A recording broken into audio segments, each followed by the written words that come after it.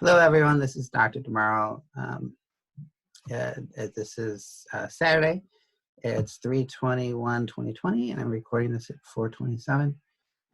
This is a way to touch base with all of our valued families.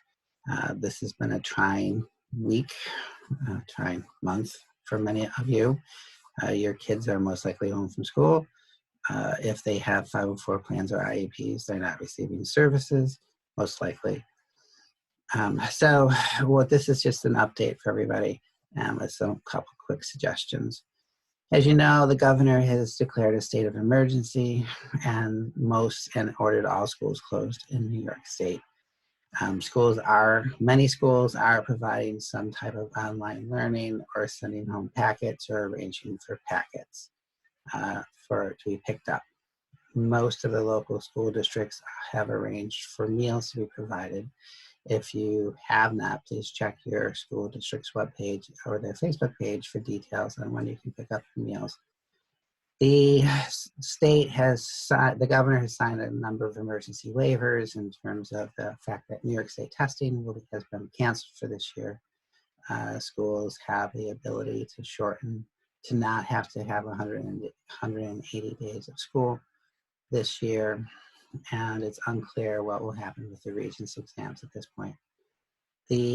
For those of you in the CSE process, schools are not required to have IEP meetings in person until they are back in session.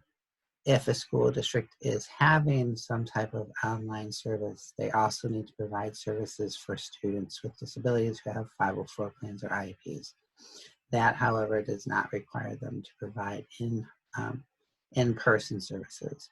So things such as counseling can be provided. It'd be difficult for an OT to actually work with somebody, but the school should be looking, and school districts should be looking to provide some type of OT practice or homework to be sent home. Testing, if you are in the initial eligibility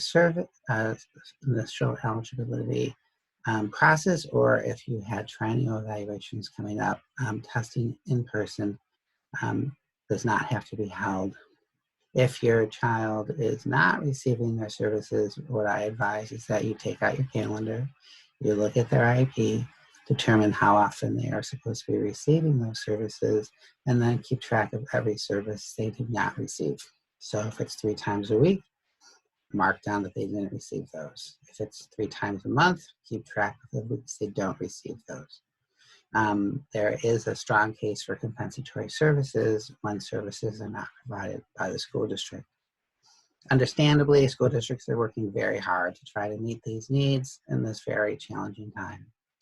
Now, for those of you who are home, here's a couple of suggestions, and I'll be posting more. The most important thing for your children is to have a regular schedule. Now, it can be very challenging, but regular wake times, regular meal times, regular sleep times, and activities during the day. The vast majority of my parents' children do better when they have a routine. So and that also forces you to have a routine, obviously. Getting some level of daily exercise, getting them out for a walk, which is still allowed under the governor's orders. You are allowed to take a dog out for a walk or go for a walk. Obviously, if you're with others, practice safe social distancing and remember to wash your hands regularly. One thing to remember is that it's not so much that if you're out and about or somebody was going to work, that certainly there's a risk of you being exposed, but you could also have COVID-19 and not be aware of it. So it's not just cleaning up and washing your hands when you see other people, but just in case you were exposed, making sure that you're practicing hygiene. All right, everybody, I'll post more as things go on. And everybody, if there's issues, please reach out to Facebook or emails. DeMarle INC is open. We're trying to do many of our meetings just like this through Zoom meetings. But certainly we also have the ability to see people in the office following all those safe hygiene rules. All right, everybody, stay safe. Read to your kids.